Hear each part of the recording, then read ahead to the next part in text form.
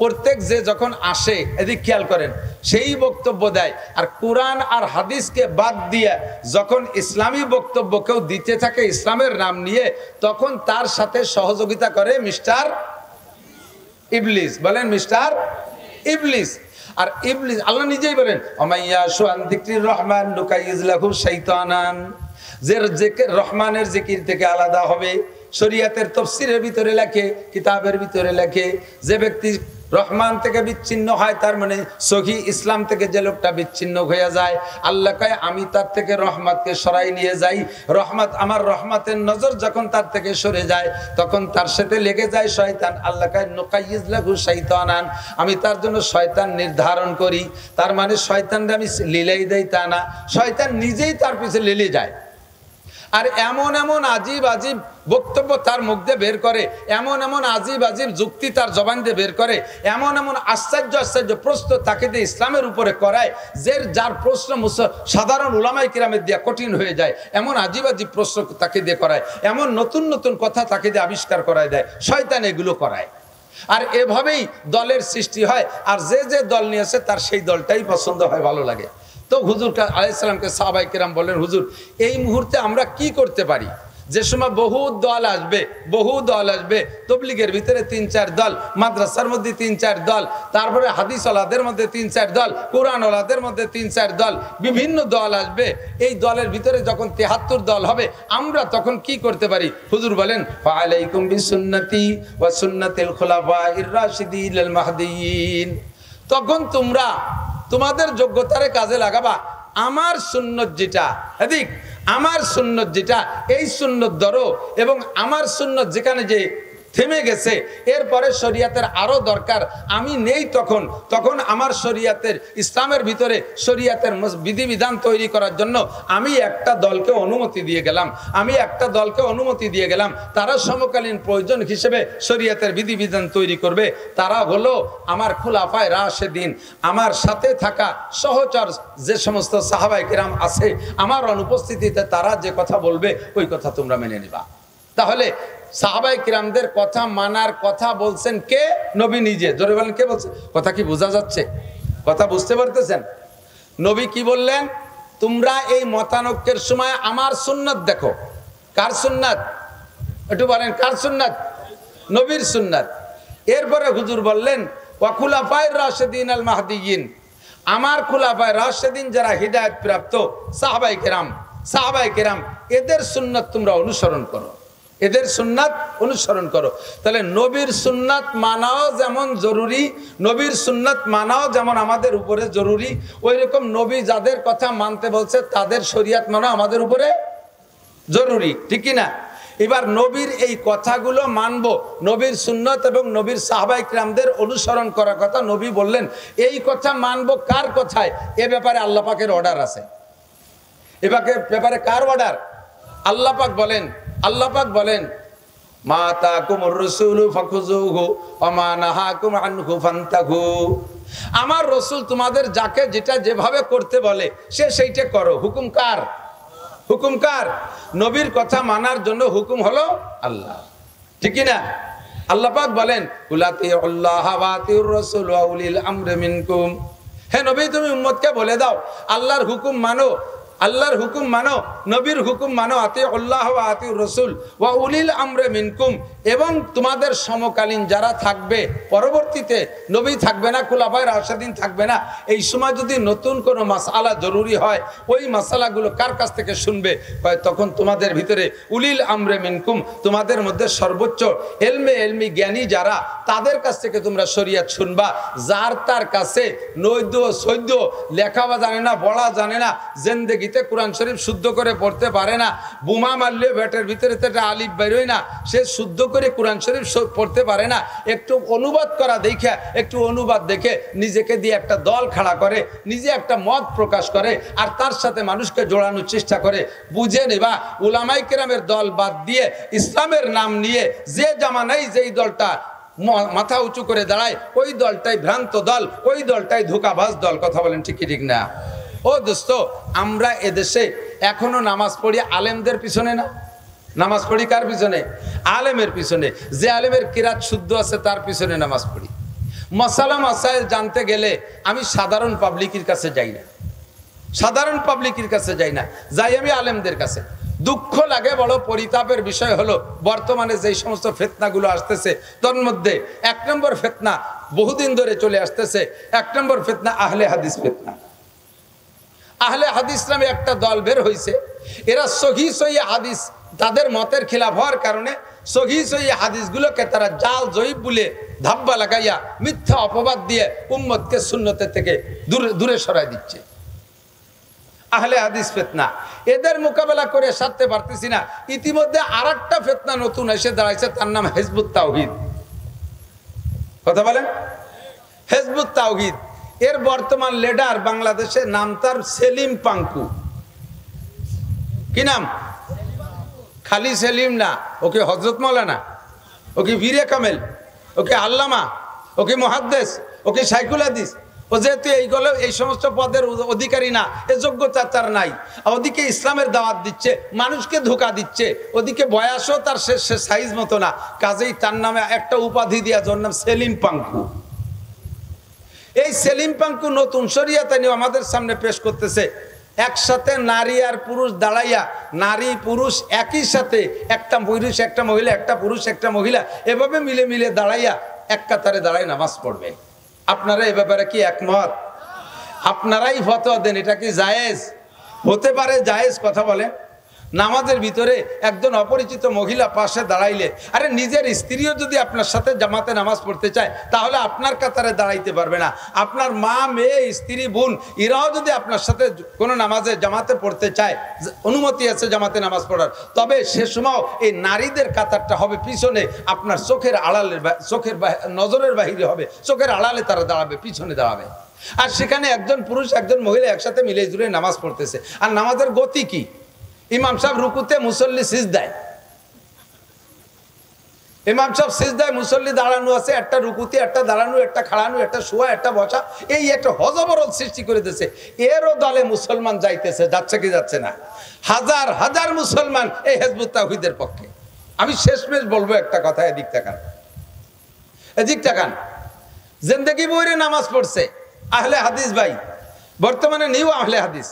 আগে নামাজ পড়ছে আমাদের তরিকায়, চট করে দেখি যে বুকির পর ছানা বাঁধতে মসজিদে দাঁড়ায় আমিন, মানে বুঝতে চাই যে আমি নামাজ পড়ি, এখন নামাজ শুরু করছি, তোমরা মনে রেখো, তোমরা আমার চিনে রেখো, আমি নামাজ শুরু করছি। আমিনটা জোরে শুরু দিয়ে সবার কাছে পরিচিতি লাভ করছে। এই লোকটারে জিজ্ঞেস করবেন, তুমি নামাজ ছাড়লে কেন?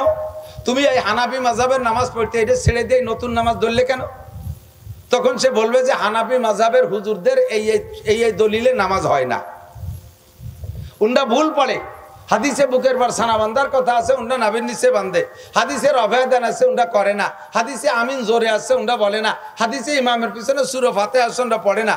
কাজেই আমার ওই নামাজ পছন্দ হয় না, হাদিসে যে নামাজ আছে আমি সেই নামাজ পড়ি। তাহলে এদিক তাকান, আমার প্রশ্নের জবাব দেন। যদি এই লোকটা আগের নামাজ ছেড়ে দেয় তাহলে প্রমাণ কি? সে আগে যে নামাজ পড়ছে ওই নামাজ হয় না, ওই নামাজ ভুল, নাকি বলেন? ওই নামাজ ভুল বলেই সে ছেড়ে দিছে, তাই তো? এবার সেই ভুল নামাজ পড়ায় কে? মসজিদের ইমাম সাহেব, হানাফি মাযহাবের ইমাম সাহেব, সেই নামাজই পড়ায়, ঠিক না? এবার সেই লোক যাইয়ে সেই ইমামের পিছনে নামাজ পড়ে, তার কায়দায় বুকির পর ছানা বাঁধে, তার কায়দায় আমিন বলে, কিন্তু ইক্তেদা করছে কার পিছনে? হানাফি ইমামের পিছনে। কোন ইমাম? যে ইমামের নামাজ হয় না বলে, ভুল বলে, সেই ওই ইমামের নামাজের পদ্ধতি বাদ দিয়ে নিজে আলাদা পদ্ধতিতে পড়তেছে। তাহলে ইমামের নামাজ যদি না হয়, সেই না হওয়া নামাজের পিছনে উনি ইক্তেদা করলে উনার নামাজ কি হবে? যারা আহলে হাদিস আছে তাদেরকে আপনি এই কথাটা বলে অ্যাটাক করবেন, যে ইমামের পিছনে নামাজ পড়তেছো ওই ইমামের নামাজের মতো তুমিও আগে পড়তে, ইদানিং সেই নামাজের সেই পদ্ধতির নামাজ ছেড়ে দিয়ে তুমি আলাদা পদ্ধতি ধরছো। এই কথার পরই তো যে ইমামের নামাজ হয় না, ইমামের নামাজ ভুল। তাহলে ইমামের ভুল নামাজের পিছনে তুমি ইক্তেদা করলে ইমামের নামাজ না হলে কি মুসল্লি নামাজ হবে? যখনই আটকে যাবে তখন বলবে যার যার চিন্তা সেই করে, আমি সহিহ হাদিসের উপর আমল করতেছি। কথা বলেন ঠিক কিনা? আর সে সেই আকীদার পরে সহি তরিকা মনে করে সে জমে আছে। ও দোস্ত, এইভাবে যত ফেরকায় বাতেলা আছে, আমি আরো বলি দুই একটা। এই যে বর্তমানে আছে আহলে কোরআন, আহলে কোরআন যেই লোকটা আপনাদের কাছে নিয়ে আসছে, আহলে কোরআনের এই ফেরকাটা নিয়ে আসছে, আপনি তার কাছে কি জিজ্ঞেস করবেন? আপনার নিজেরই তো এলেম নাই, আপনি কট্টুক জিজ্ঞেস করতে পারবেন?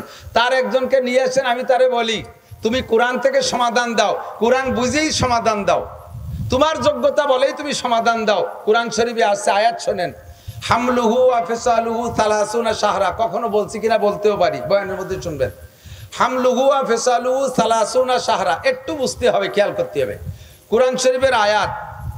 আপনি এই আহলে কোরআনের যেই লোকটা কোরআন ভক্ত, হাদিস শুনবে না, উলামায়ে কিরামের বয়ান শুনবে না, ইমাম আবু হানিফা, শাফি, আহমদ, মালিকের কথা শুনবে না, নিজেই কোরআন থেকে শরীয়তকে বের করে সে আমল করবে, ওই লোকটার কাছে আপনি এই আয়াতের তর্জমাটা এবং এর থেকে কি মাসালা বের হয়েছে একটু জিজ্ঞেস করেন। আয়াতটা মনে রাখবেন, ওয়া হামলুহু ওয়া ফিসালুহু 30 শাহরা। একটা আয়াত যদি এটা মনে না থাকে তাহলে আপনি বলবেন, ইযা কুনতুম ইলা সলাতি ফাগসিলু উজুহাকুম ওয়া আইদিকুম ইলাল মারাফিক ওয়ামসাহু বিরুসিকুম ওয়া আরজুলাকুম ইলাল কাবাইন। এই আয়াতের ভিতরে আল্লাহ তাআলা ওযু বলেছেন, ওযুর পরিমাণ বলেছেন, কোন অঙ্গ কতটুক ধুইতে হবে। তুমি এই আয়াতের থেকে কোরআন তো তুমি কোরআন বলা, কোরআন বোঝো, এই আয়াতের থেকে তুমি ওযুটার মাপ বলে দাও যে হাত কতটুক দেবো, মুখ কতটুক ধৌত করব, আমি মাথা কতটুক মসে করব, পাও কতটুক মসে করব। তুমি এই আয়াতের তরজমা থেকে আমাকে বের করে দেখাও, তুমি তো আহলে কোরআন। ইনশাআল্লাহ আপনাকে দুকায় দিয়ে বুঝাই দিতে পারে, ডেকে নিয়ে আসবেন আমাদের কাছে। এই জন্য আমি বলি, আপনারা সাধারণ পাবলিক চলে গেছেন, বহু মানুষ যাদের জানার দরকার ছিল কথাগুলো, যাদের কাছে এই বিভিন্ন ফেরকায় বাতেলা আইসা নতুন দাওয়াত দেয়, আমার দিক, যাদের কাছে ফেরকায় বাতেলাগুলো নতুন দাওয়াত দেয় আর এত সুন্দর করে আপনাকে বোঝায় যে আপনি হেরে দুর্বল হয়ে যাচ্ছেন, তারটা খাইতে বাধ্য হচ্ছেন, আপনি এই মুহূর্তে দ্রুত সিদ্ধান্ত নেবেন যে বাবা আমারে বুঝোস না, আমারে বাদ দে। আমাদের এলাকায় মৌলানা লিয়াকত সাহেব, মৌলানা ইসমাতুল্লাহ কাসেমি সাহেব, মৌলানা মুফতি আব্দুল কাইম সাহেব, মৌলানা সাইফ মাহমুদ সাহেব, মুফতি আব্দুল গফফার সাহেব, আমাদের এলাকার ইন্দ্রাই বক্তা মৌলানা নাসির সাহেব আমাদের সাথে থাকে। এই বড় বক্তা কয়জন রে তোর কথাগুলো বুঝাই দে, ওই কয়জন যদি তোর দলে চলে যায় তাহলে তোর আর এই মাঠে মাঠে খয়রাত করে বেড়ানো লাগবে না, ফেরিয়ে বেড়ানো লাগবে না। ওই কয়জনের সামনে লাখ লাখ মানুষ থাকে, ওরা এক মাঠে বলে দিলি তোর বাংলাদেশ ফাতা হয়ে যাবে। এই কথাটা বলতে পারবেন না? আপনি এত তাড়াতাড়ি তার কথা কেন খান? আপনি কি মনে করেন যে আমরা উলামায়ে কিরাম এ নিয়ে ভাবি না? আপনি কি মনে করেন যে আমরা মাদ্রাসায় পড়ি, খালি আমরা মাদ্রাসায় পড়ি আর পড়াই খালি কোরআন শরীফ আর রিডিং পড়াই, এর ভিতরে আমরা ডুবোই না? আমি আপনার ছোট্ট করে শিখাই দেয়, দিক তাকান, এই মতানৈক্য সে কিভাবে সারবে? ও হামলুহু ওয়া ফিসালুহু 30 শাহরা, যে আয়াতটা আমি পড়েছি ওইটার একটু আপনাকে আংশিক তর্জমা বলে দেই, তাহলে আপনি একটু ঝগড়া করতে পারবেন, আপনার একটু বুঝ হবে। এদিক তাকান, এই আয়াতের ভিতরে বলা হয়েছে, আমার দিক তর্জমা বোঝা যাচ্ছে তো? এদিক তাকান, লোক এলোমেলো ভাব দেখে আমি বারবার খালি ডাকতেছি, বেশিক্ষণ না, পিসা হুজুরকে স্টেজে নিয়ে আসেন। সবাই এখন বিরক্ত হয়ে গেছে, মাঠ খালি হয়ে গেছে। এ সময় আর আজকে আমাদের অস্ত্র বহু শুনছে, যে ওয়াজ শুনতে আসছে সে ওয়াজ সহ চলে গেছে মাঠ খালি। এখন আমার দিক, হামলুহু ওয়া ফিসালুহু 30 শাহরা, আয়াতের তর্জমা শুনেন আগে। গর্ভধারণ করা এবং বাচ্চাকে দুধ থেকে বিচ্ছিন্ন করা। হামল মানে গর্ভধারণ, ফিসাল মানে বাচ্চাকে দুধ থেকে বিচ্ছিন্ন করা। কয়টা কথা, কয়টা মাসালা? গর্ভধারণ করা, বাচ্চা গর্ভধারণ করা এবং বাচ্চাকে দুধ থেকে গর্ভের পরে, গর্ভ ডেলিভারির পরে দুধ থেকে বিচ্ছিন্ন করা। এই দুইটা মাসালা আল্লাহ আগে সুরকি হেডলাইন রাইখা, শিরোনাম রাইখা তার পরিমাণ বলে দিচ্ছেন 30 শাহরা। এক কথায় খেয়াল করছেন? পরপর হামলুহু গর্ভধারণ করা, অফিসালুহু এবং দুধ থেকে বিচ্ছিন্ন করা, এরপরেই আসছে টাইম বলে দিচ্ছে 30 শাহরা, 30 মাস। কয় মাস? 30 মাস। আমার বক্তব্য শুনে থাকলে ইনশাল্লাহ তার মধ্যে দুই রকমই বয়ান করা আছে, কে কতটুকু মনে রাখছেন আমি জানি না। আজকে আমার এই কথার ভিতর থেকে কি বুঝছেন যে গর্ভধারণ করা এবং বাচ্চাকে দুধ থেকে বিচ্ছিন্ন করা, দুইটা কথার বলার পরে আল্লাহ একবারে টাইম বলে দিচ্ছেন 30 মাস। 30 মাস মানে 2.5 বছর। 30 মাস মানে, এবার আপনারা ফতোয়া দেন, আহলে কোরআন আপনি ফতোয়া দেন, এই 30 মাস কি প্রত্যেকটা এক একটার জন্য যে গর্ভধারণও করবে 30 মাস আর দুধও খাবে 30 মাস এরকম, নাকি দুইটা মিলে 30 মাস? বোঝে নাই রে।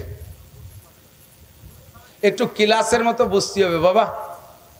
আবার গর্ভধারণ করবে, গর্ভধারণ করা অর্থাৎ বাচ্চা পেটে রাখার টাইম এবং ভূমিষ্ঠের পরে দুধ খাওয়ার টাইম, এই দুইটা টাইম কত? 30 মাস। দুইটা টাইম কত? একবারে বললেন 30 মাস। এবার আপনি ফতোয়া দেন আহলে কোরআন, কোরআন থেকে আপনি ফতোয়া দেবেন, হাদিসের মধ্যে আপনি জাতি পারবেন না। বলেন আপনি ভাগ করে দেন টাইম, এ জায়গায় টাইম ধার্য করেন কি দুইটা মিলে 30 মাস, 2.5 বছর, না প্রত্যেক এক একটার জন্য 2.5 বছর? আপনারাই 2 ভাগ হয়ে যাবেন, এই জায়গা দাঁড়াইয়ে 2 ভাগ হয়ে যাবেন। একদল কয় দুইটা মিলে 30 মাস, আর এক দল কয় না প্রত্যেকটার জন্য 30 মাস, 2.5 বছর। কয় যে না 2.5 বছর, পেটেও 2.5 বছর, আবার দুধও খাবে 2.5 বছর। এটা তো সম্ভব না। 2.5 বছর দুধ খাইতে পারে, কিন্তু পেটে তো 2.5 বছর থাকা সম্ভব না। 9 মাসের পরে কয় মাস আর কয় মাস? 10 মাস আর 20 মাস। এই যে সুন্দর একটা ভাগ হয়েছে। জানি যে জীবন ভরে পেটে থাকে 10 মাস, এই ভাগটা 10 মাস পেটের জন্য আপনি ভাগ করলেন কোন দলিলে? কোন দলিলে? এটা তো কোরআন শরীফ থেকে বলবেন। ও আহলে কোরআন, তুমি এবার ভাগ করো। যদি ইনসাফি ভাগ করি, ন্যায় নীতির ভাগ, সমান হারে ভাগ করি, ইনসাফি বন্টন, ইনসাফি বন্টন, পেটেও থাকবে 15 মাস, দুধও খাবে, সমান ভাগ, ইনসাফি বন্টন করলে। আমি কোরআন পড়ি তো কোরআন দিয়ে বুদ্ধি দিয়ে, আমার বুদ্ধি দিয়ে কোরআন বুঝবো। তাহলে পেটে 15 মাস, কিটা কয়দিন থাকছেন? 8 মাস, 9 মাস, 10 মাসের পরে একদিন বেশি হয়ে গেলে 14 পাল্লা পরীক্ষা করিয়ে তারপরে ডাক্তারে কইছে যে বাঙ্গিছে, বিসি বড় হয়ে গেছে, শিং কাটি বাই দিতে হবে, অপারেশন করতে হবে, সিজার করে বের করে। কতক্ষণ ঠিক না? 15 মাস পর্যন্ত অপেক্ষা কয় মহিলারই দিয়ে করাইছেন জিন্দেগি দেখুন, আছে এরকম? তাহলে এইটা ইনসাফি বন্টন না, সমান ভাগ করবেন, এটা ইনসাফি বন্টন ছিল, কিন্তু তাতে মেলে না, বাস্তবতার সাথে মিল খায় না। তাহলে কি করা যায়? এবার আমি ভাগ করব কিভাবে? এখন ইমামে আবু হানিফা রহমাতুল্লাহ আলাইহি উনি বলেন দুইটা মিলে 30 মাস। বোঝেন? দুইটা মিলে 30 মাস। ইমাম শাফি রহমাতুল্লাহ আলাইহি বলেন দুইটা মিলে 30 মাস না, প্রত্যেক এক একটার জন্য 30 মাস, 2.5 বছর। আগে ইমাম শাফি রহমাতুল্লাহ আলাইহি উনার কথার ব্যাখ্যা দিয়েছি। উনি 2.5 বছর কেন বললেন? যখনই উনি বলছেন যে দুইটা প্রত্যেকটার জন্য 2.5 বছর, পেটেও থাকতে পারবে 2.5 বছর, দুধও খাবে 2.5 বছর। তো দুধ 2.5 বছর খাওয়া না 5 বছর খাক। অনেক বাচ্চা আছে যে বাছুরির মতো দৌড়ে বেড়ায় আর মারে দাবড়ায় দৌড়িয়ে চামচ নিয়ে মা একটু দে, একটু খায়, 3, 4, 5 বছর পর্যন্ত দাবড়ায় খায়, ওটা আমরা বাদ দিলাম। কিন্তু পেটে থাকা 2.5 বছর, এইটা কতটা সম্ভব? বলার পরে ইমাম শাফি রহমাতুল্লাহ আলাইহি বলে, বাবা আরে তোরা তো অত অসম্ভব মনে করিস কেন? আমি নিজেই মায়ের পেটে ছিলাম 2.5 বছর। ইমাম শাফি নিজে মায়ের পেটে 2.5 বছর ছিলেন। তাই আর দলিল কোথায় যাও? আমি নিজেই দলিল, 2.5 বছর পেটে থাকা সম্ভব, আমি ছিলাম।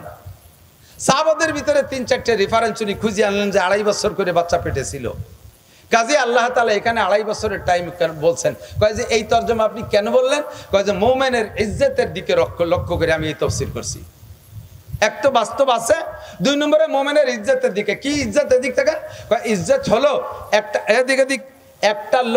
একটা লোক বিয়ে করছে, আজকে বিয়ে করে স্ত্রীকে নিয়ে ওয়ান নাইট, এক রাত বাসর করছে, এক রাত স্ত্রীকে নিয়ে স্বাভাবিক জীবন যাপন করে গেছে, বৈবাহিক জীবন। এই লোকটা কাল সকালে ফ্লাইট করে চলে গেছে বিদেশ। 2.5 বছরের ভিতরে যদি ওই লোকটা বিদেশে থেকে আসার আগে 2.5 বছরের মধ্যে যদি এই মহিলাটা একটা বাচ্চা ডেলিভারি করে, এই বাচ্চাটাকে বৈধ বলতে হবে, এই বাচ্চাটা হালাল, এর সম্পর্কে তোমরা কটূক্তি করতে পারবা না। আল্লাহ বলেছেন হামলুহু ওয়া ফিসালুহু, প্রত্যেকটা পেটে রাখা এবং দুধ থেকে বিচ্ছিন্ন করা উভয়টার জন্য 2.5 বছর করে সময়।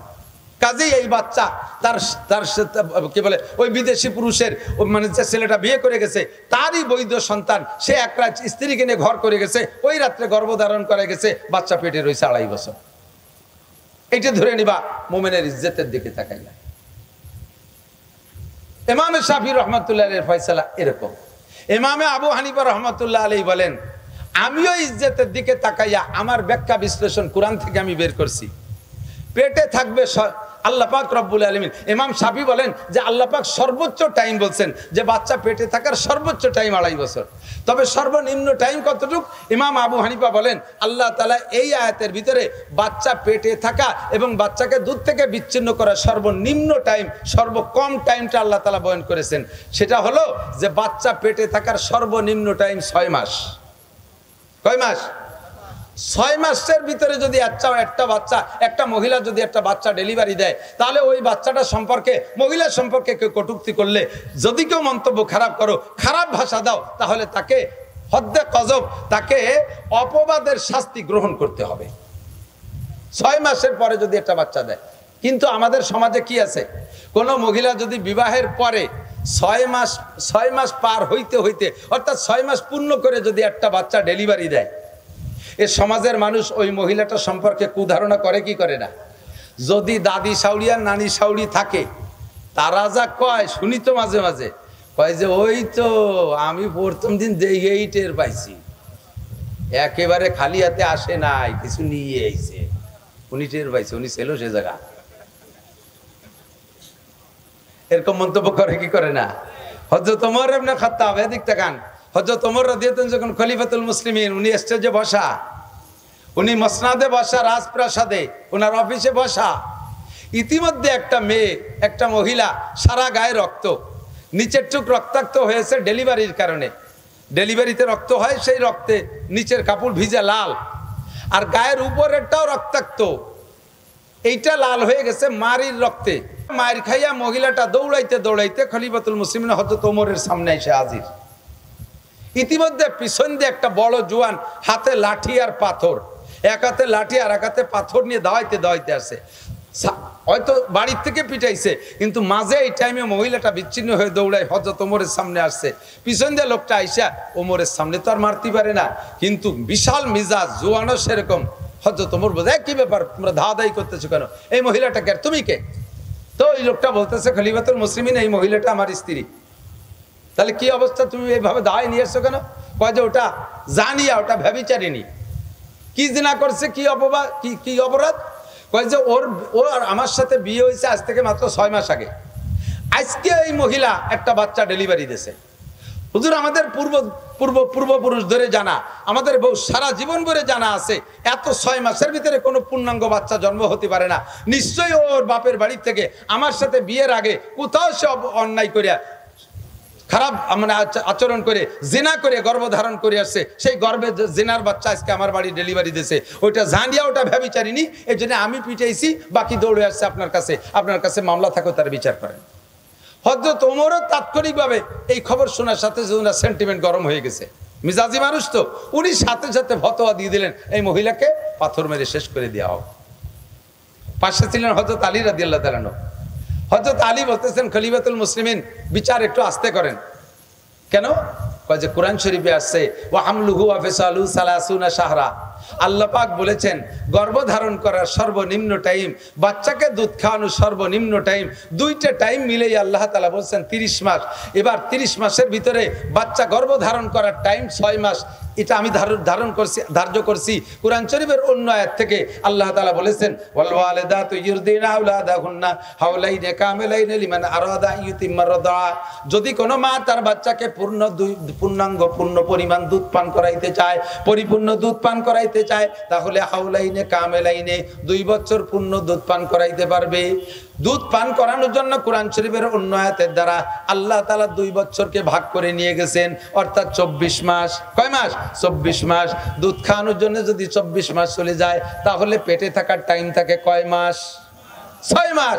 আর কাজেই এই মেয়েটা 6 মাস পরে যেহেতু বাচ্চা ডেলিভারি দিয়েছে, আল্লাহর কোরআনে তারে বৈধ সন্তান ঘোষণা দিয়েছে। ও খলিফাতুল মুসলিমিন, আপনি এই মেয়েটাকে কেন পাথর মেরে মারবেন?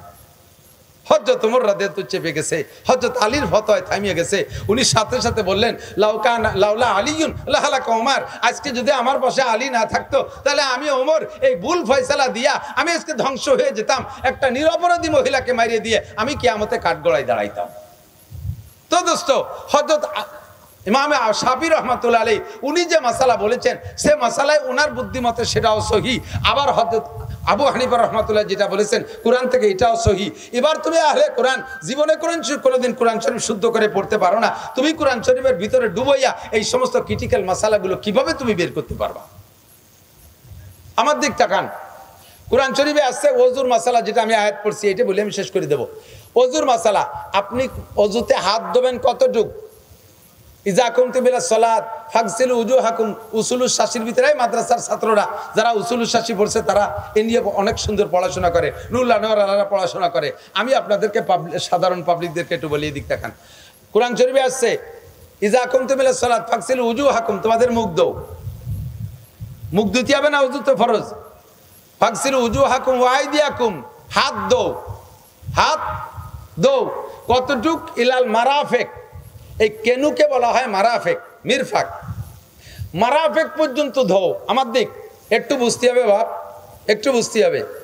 আপনারা আহলে কোরআন আল্লাহর এসে ধোঁকা দিয়া 3 ওয়াক্ত নামাজ পড়াইতে চায়, 3 ওয়াক্ত নামাজ পড়াইতে চায়। আয়াতের দলিল দেয় কি কইয়া? কি কয়ে দলিল দেয়? তারা দলিল বলে ওয়াকিমিস সালাত তারাফাইন নাহার ওয়া যুলাফাম মিনাল লাইল, নামাজ পড়ো দিনের 2 ভাগে রাতের 1 অংশে, তাহলে 3 ওয়াক্ত হইছে। দিনের 2 অংশে রাতের কিছু অংশ, এতে নামাজ পড়ো, তাতে সব মিলে ওটা 3 ওয়াক্ত পাইছে নামাজ। অথচ হাদিসে আসছে আল্লাহর নবী নিজে বলেন, এই আয়াতের তাফসীর তরজমা নিজেই বলেন, আল্লাহ পাক বলেন তোমাদের উপরে নামাজ 5 ওয়াক্ত ফরজ করা হয়েছে। নামাজ কয় ওয়াক্ত? হুজুর বলেন 5 ওয়াক্ত, খামসু সালাওয়াতিন ইফতারাজাহুন্নাল্লাহ। হাদিসে ইমামতে জিবরাইলের মধ্যে আসছে, হুজুর বলেন আম্মা মানে জিবরাইল ইয়ামাইন, জিবরাইল আমারে 2 দিন ইমামতি করে নামাজের শিক্ষা দিয়ে গেছে, এবং 2 দিনের ইমামতি 5 ওয়াক্ত নামাজের শিক্ষা দিয়েছে, ফজর জোহর আসর মাগরিব ইশা। আরে আহলে কোরআন আল্লাহ 3 ওয়াক্ত পায়, তুই তো কোরআনের কিছু বুঝিস না, কোরআনের কিছু বুঝিস না। আগে আয় উলামায়ে কিরামের কাছে বয়, তাদের কাছ থেকে পড়িয়া কোরআন শরীফ শেখ, তারপরে তুই আহলে কোরআনের দাবি কর।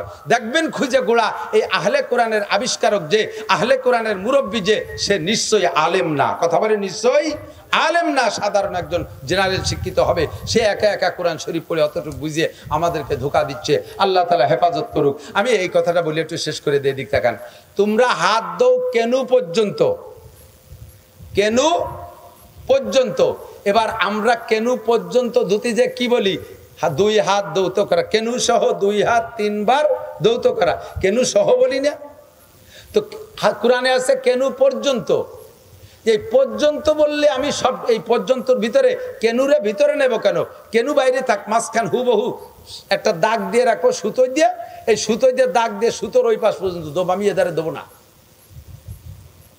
এই জায়গায় উলামায়ে কিরাম কেনুকে ভিতরে নেওয়ার জন্য বহুত ঘাটাঘাটি করছে, বহুত এ নিয়ে মতানৈক্য অনেক।